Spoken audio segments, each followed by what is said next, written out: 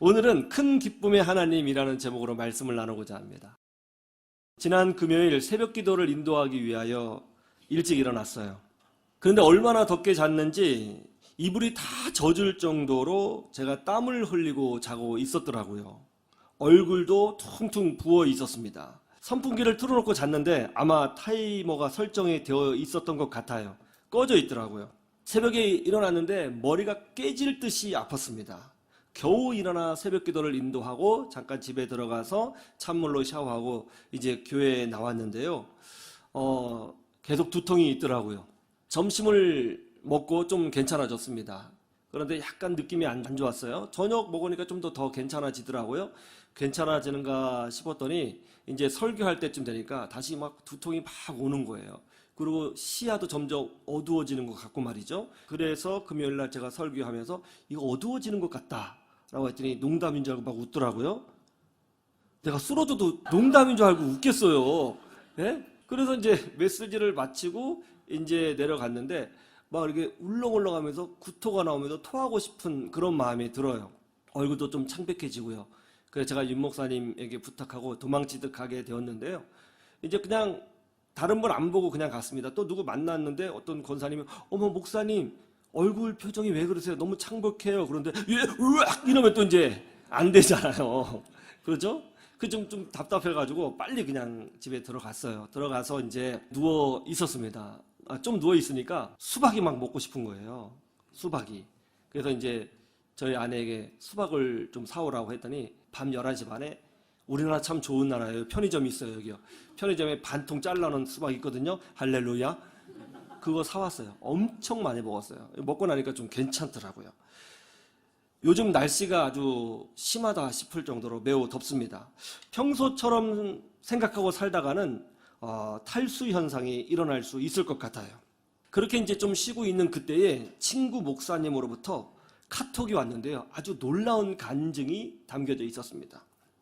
누워서 그 간증을 봤는데요. 그 내용은 이거였어요. 우리 목사님이 이제 너무 더워서 이제 밥을 해 먹기가 힘들었다는 거예요. 그래서 중국집에 전화를 걸어 짬뽕을 시켜 먹게 되었습니다. 그런데 짬뽕에서 바둑알이 나온 거예요. 기분이 확 상했답니다. 너무 황당하고 화가 나서 중국집에 전화해서 사장 바꾸라고 소리를 치고 짬뽕에서 이거 바둑알 나왔다고 따졌답니다. 이게 뭐냐고 도대체 이게 뭐냐고 어떻게 할 거냐고 막 소리를 쳤대요. 그러자 가만히 듣고 있던 중국집 사장님이 3초 정도 그렇게 침묵을 하다가 갑자기 소리를 지르더라는 거예요. 네! 축하합니다! 탕수육과 만두에 당첨되셨습니다. 오늘 바둑알 나온 그 집! 탕수육 대짜 만두 4인분 당첨되셨습니다. 감사합니다! 딱 하더라는 거예요. 저 그 얘기 듣고 얼마나 웃었는지 몰라요. 아마 유머인 것 같은데 본인 이야기처럼 바꾸신 것 같습니다. 정말 이런 사장님 있다면 재치 있죠. 우리 예수 믿는 사람들이 이런 지혜를 가지고 있어야 되는 것 아닐까요? 그렇잖아요? 오늘 말씀에 보면 하나님은 큰 기쁨의 하나님이라고 묘사하고 있어요. 이게 무슨 말이에요? 하나님은 기쁨이 충만하신 분이시다라는 거예요. 그리고 그 기쁨을 우리에게 나눠주기를 원하신다는 거죠. 창세기 1장에 보면 이런 말씀이 있어요. 하나님이 세상을 창조하시고 나서 보시기에 어떻게 했다고요? 좋았더라 라고 하셨어요. 하나님은 하나님의 창조물을 보고 기뻐하셨어요. 얼마나 아름다운지 얼마나 완벽한지 하나님이 기뻐하셨어요. 신이신 그분이 하나님의 창조물을 보고 기뻐하셨어요. 그런데 놀라운 게 뭐예요? 이 창조물을 누구에게 줬어요? 바로 아담과 하와에게, 우리 인간에게 주셨다는 거예요. 왜요? 하나님이 그 창조물을 보고 기뻐하신 것처럼 우리도 그런 창조물을 보고 똑같은 기쁨을 누리기를 우리 하나님이 원하셨던 거예요. 그러나 마귀가 어떻게 했습니까? 그 기쁨의 동산에서 아담과 하와의 마음에 불신앙을 넣어주었죠. 그러자 하나님이 주신 그 기쁨이 샥 사라지고 그 마음에 원망과 저주가 싹트게 되었다는 거예요. 이게 굉장히 중요한 말씀이에요. 원망, 누군가 탓하는 마음, 섭섭한 마음, 낙심, 저주 이런 것이 어디서 나왔다고요? 환경에서 나오지 않았다는 거예요. 여러분 에덴 동산이 얼마나 완벽한 환경이에요. 이런 환경 때문에 그런 원망과 저주가 나온 것이 아니라는 거예요. 언제 나왔다는 거예요? 한번 생각해 보세요. 고난이 생겼을 때요? 문제가 생겼을 때요? 아니면 힘들었을 때?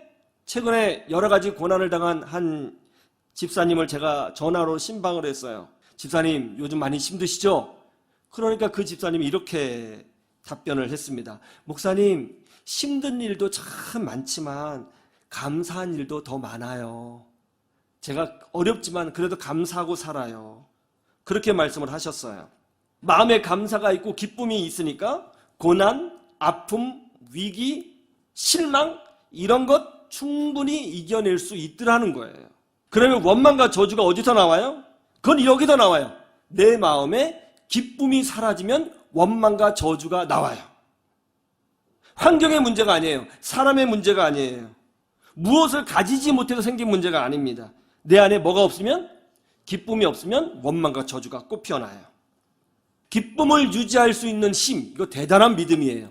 기쁨을 유지할 수 있는 힘, 기쁨을 유지할 수 있는 믿음, 대단한 믿음입니다.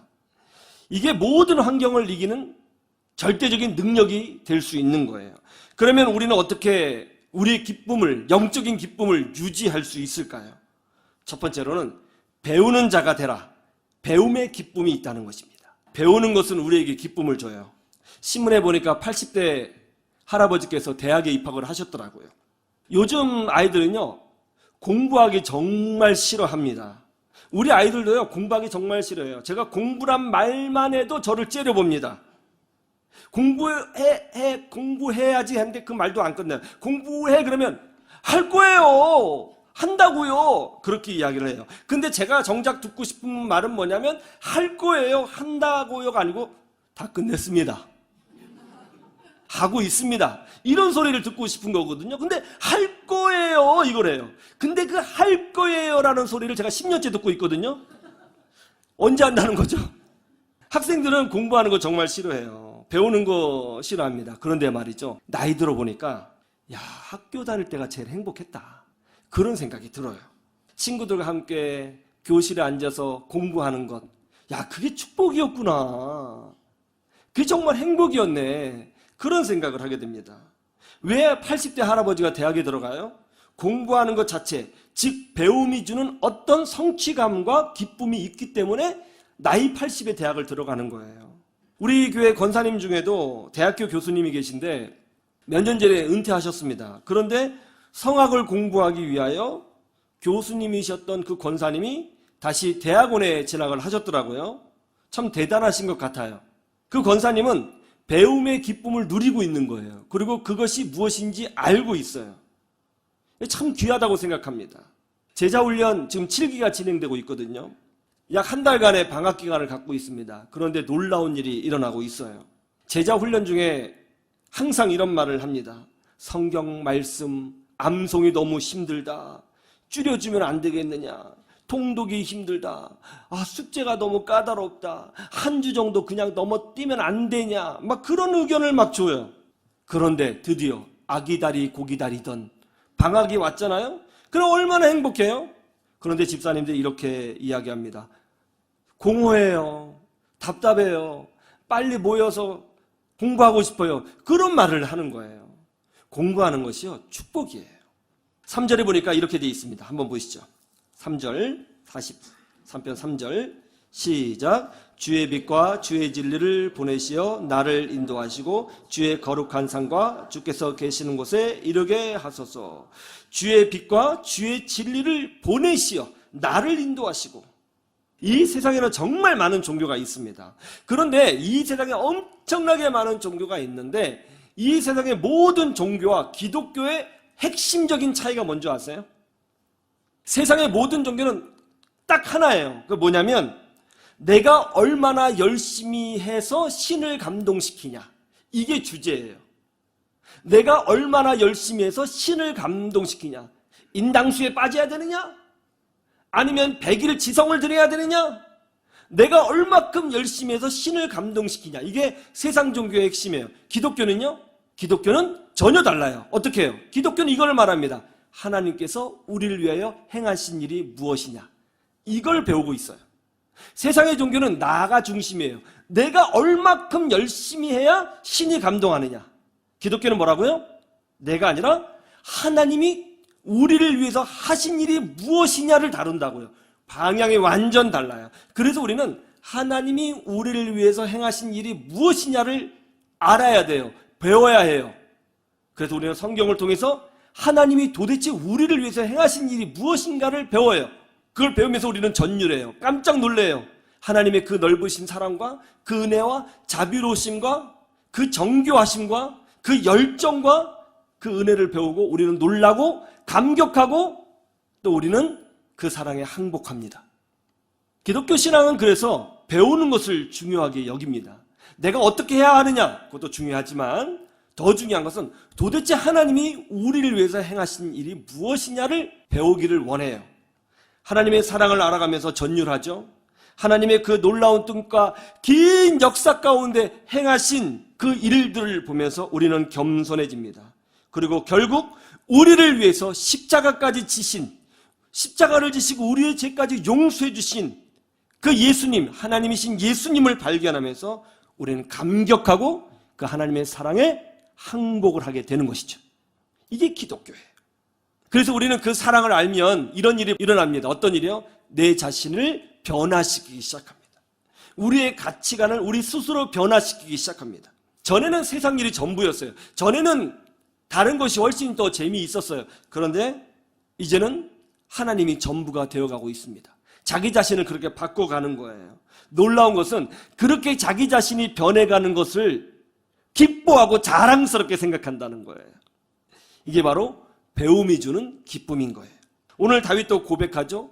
비록 사울 왕에게 비참하게 쫓겨다니고 있지만 그럼에도 그는 진리를 구하고 있어요.